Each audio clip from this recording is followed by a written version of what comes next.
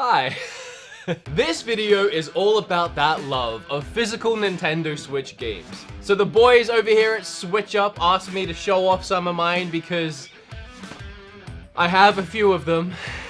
I don't want to sound like I'm bragging, but behind me here I have over 100 of these bad boys. And I also have a bunch of these big collector's editions. These are just some of my favorites, but there's a ton more buried in the chaos that is behind me. I need to reorganize. But Glenn and Mark wanted me to talk about just a few of my favorites, and I have to say that my most recent favorite Switch game has to be Darksiders. I actually had no idea when I ordered this from Amazon that it was going to have this badass black spine. That was completely unexpected, and when it arrived, I was like, oh wow, what a bold choice, because this is the only Switch game at this point to not feature a red spine. And then it wasn't until shortly after that I realized it apparently was a misprint, and they're supposedly reprinting these with a red spine, so these black spines will be hard to find. We also have the I Am Setsuna import. The reason why I love this is because I've never really been one to import anything ever, but I Am Setsuna is a game I love, a game that I needed to have physical, and at the launch of the Switch, of course, there wasn't that many great physical games on the market, and I actually prefer the fact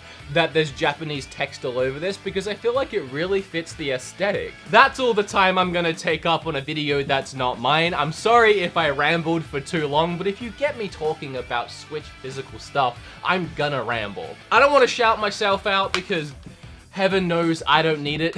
You guys just stay on this channel. Watch more of these videos. Boost their watch time so they pop up more in the algorithm, because these two adorable, sweethearted men deserve way more subscribers than they have, and you heard that here first. I don't know what it matters coming from me, but there it is. Oh, I'm dribbling. Okay, bye.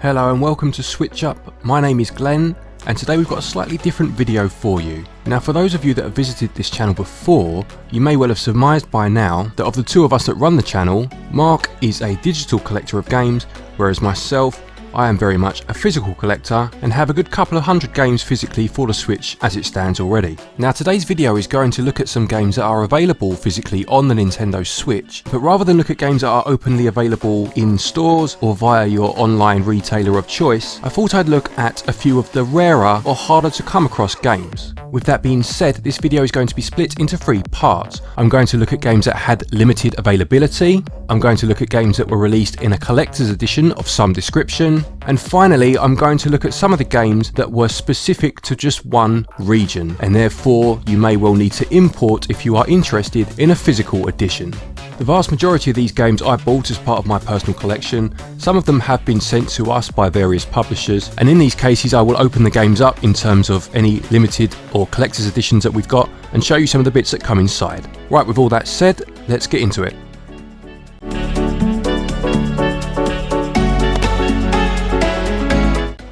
Okay, first up then we're going to look at some games that received a limited print run for whatever reason, and probably the most obvious place to start with this would be looking at some of the games from Limited Run Games. Now, Limited Run Games are an American company based in Carolina, and they've been going about 4 or 5 years now, and what they do is they release physical editions of digital games. Now, each release is limited to a few thousand. They do standard releases as well as special edition releases at times too, and they sell these games exclusively via their website. Although I think I'm right in saying that recently they have started to sell some of their games at American retail chain Best Buy.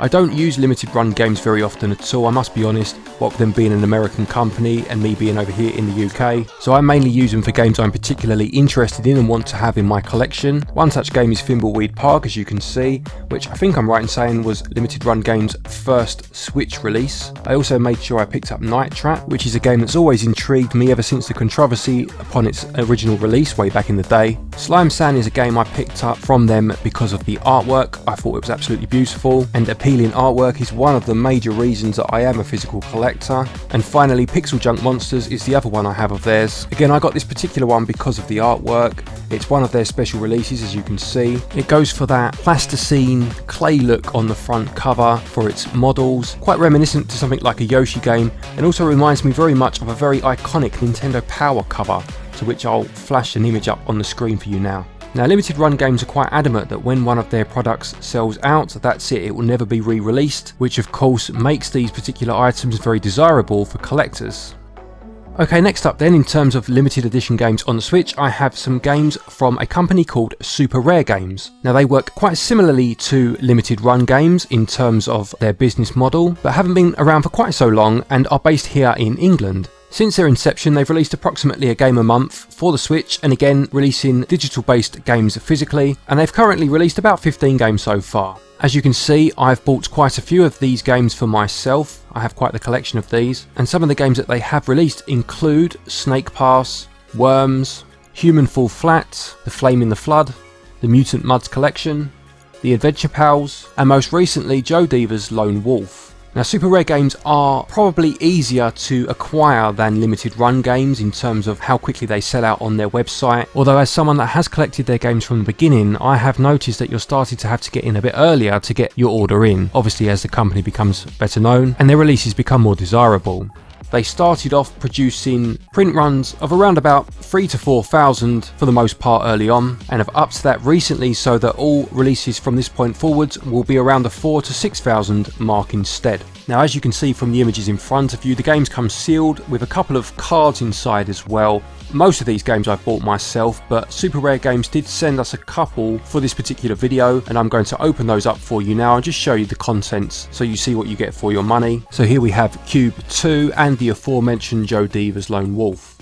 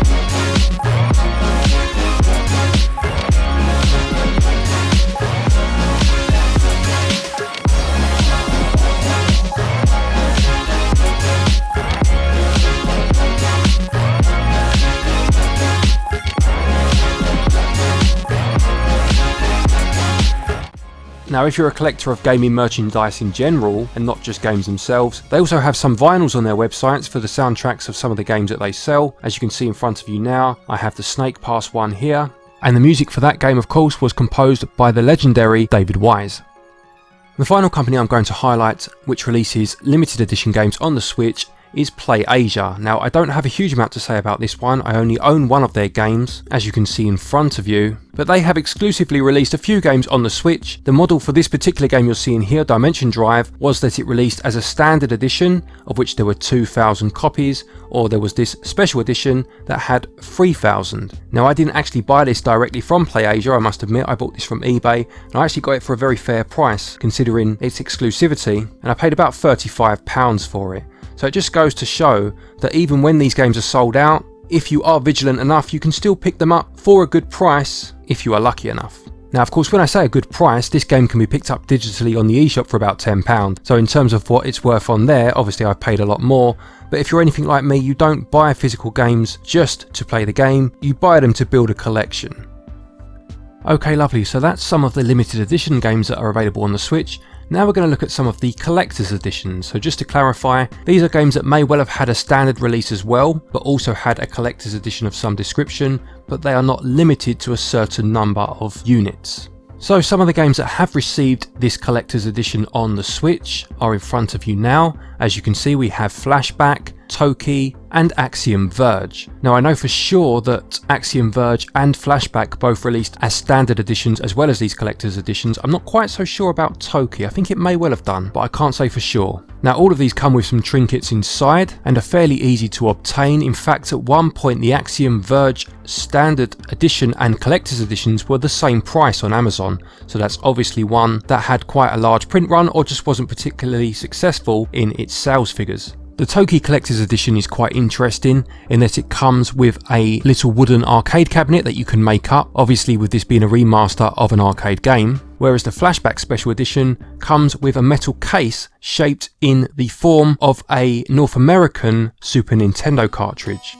Axiom Verge comes with a Blu-ray documentary, the soundtrack, as well as an art book and a poster, although I don't like the box of this one very much. It looks very cheap and tacky, I'm afraid, which is maybe another reason why it dropped in price so quickly. Now going from one collector's edition where the production values maybe weren't quite so high, to another set where they absolutely are, and these are the Signature Edition collector's editions from Merge Games. Now as you can see, I've got quite a few of these to show you. Again, some of these I bought myself and some Merge Games did send us, and I will again in a minute open a couple of these up to show you what's inside. These are absolutely beautiful collector's editions. These very much remind me of the old PC game boxes that you used to get. Now I'm not a PC gamer, I never really have been, but I remember going into game shops back in the day and almost being in awe of the huge PC boxes because they just look so good compared to the console games and the boxes that we got back then. So as you can see, some of the earlier releases of this particular collection were quite a lot smaller than the ones that they produce now. Of these I have the Count Lucanor, Slain Back from Hell and the Coma Recut. Since then, as you can see, the boxes have become a bit more lavish. I don't mean to go on about it, but the boxes are absolutely stellar. If you look at the artwork on these as well, they really are lovely. Right, let's open a couple up and show you some of the bits that you get inside then.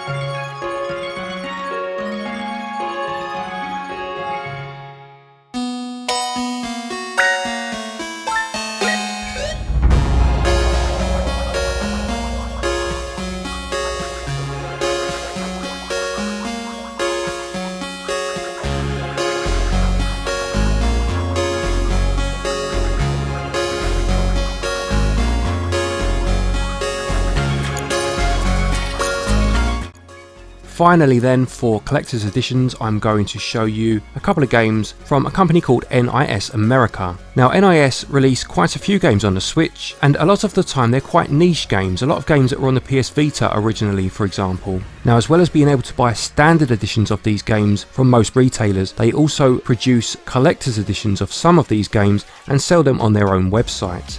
Now, as you can see, I have a couple of these, one of which I did buy myself and one was provided to us by NIS America. The one that I bought myself was The Liar Princess and the Blind Prince. Now, this was a game that we did review on the channel, and again I was drawn to this particular copy because of the absolutely beautiful art style, and I absolutely love this collector's edition. The beautiful artwork on the front with its limited choice of colours, as well as the collectibles that you get inside, which includes a hardcover storybook and the CD soundtrack. The game that was provided to us by NIS is the SNK 40th Anniversary Collection, and this was a game I was absolutely delighted to receive, being a huge retro gamer. This was a game that we reviewed again on the channel. These are lovely collector's editions, not as big as the Merge Games signature editions that we saw just now, very sturdy, of a very high quality, and again, as it was provided for us, I will open the SNK one up now for you so you can have a look at what's inside.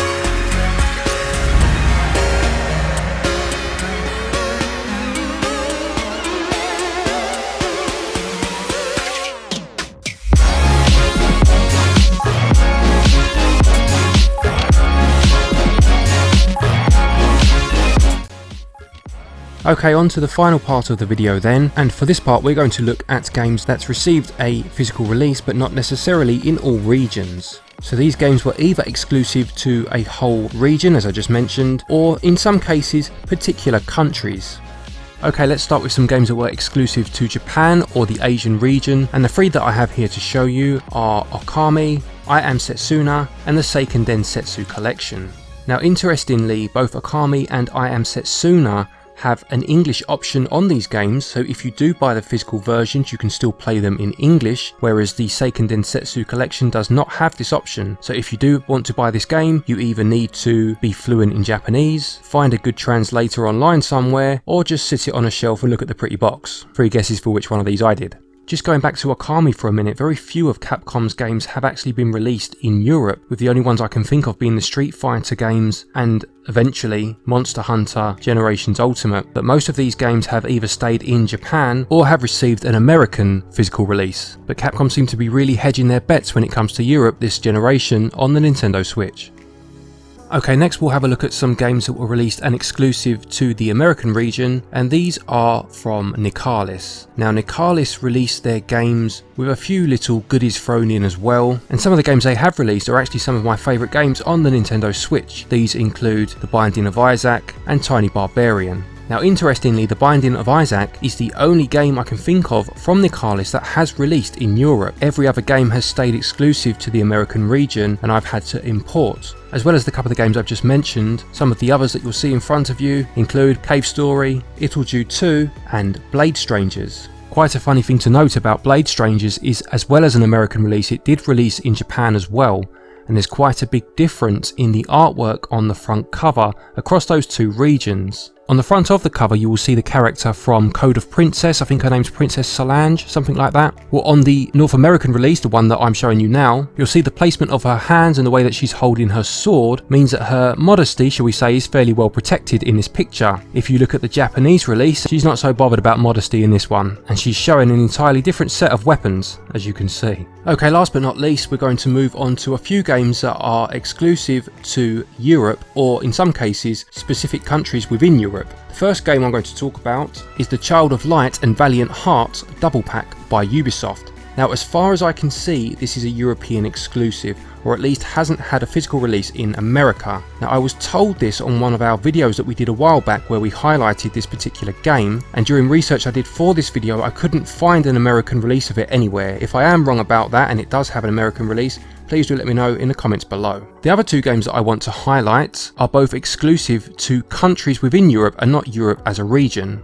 The first one is a game called State of Mind, which again is another game we've reviewed on this channel. This game is a very interesting cyberpunk story of a dystopian future using a beautiful low poly art style, and whereas the story probably takes precedence over the gameplay, it's still certainly worth a go. Now, when I bought this game I thought it was exclusive just to Germany, but I've since been told it actually received a physical release in Spain as well.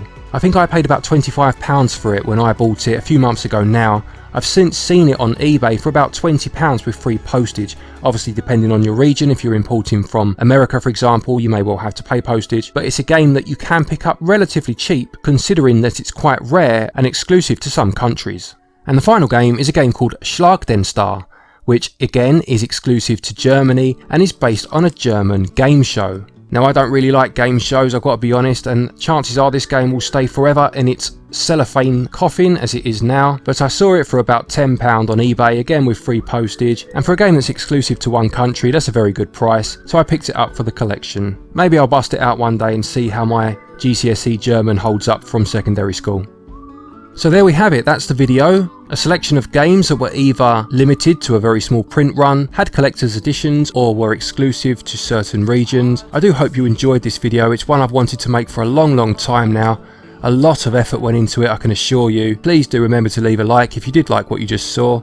As I've mentioned, I do have quite a big Switch collection of physical games, and I'd be quite happy to do another physical collection video at some point if there's demand for it, so if that is something you'd like to see, please stick it down in the comments below and let me know. Thank you everybody for watching, thanks to our Patreons for your continued support, thank you to any of the companies that provided any of these copies for us to show in this video, take it easy, and until the next one, happy gaming. A massive thank you to Wood for taking time out of his really busy schedule to make this little section for us. It means a lot to both Glenn and I. Yeah, absolutely. It was lovely to hear your kind words. Thank you very much for that. And it's also nice to find another collector of Switch games.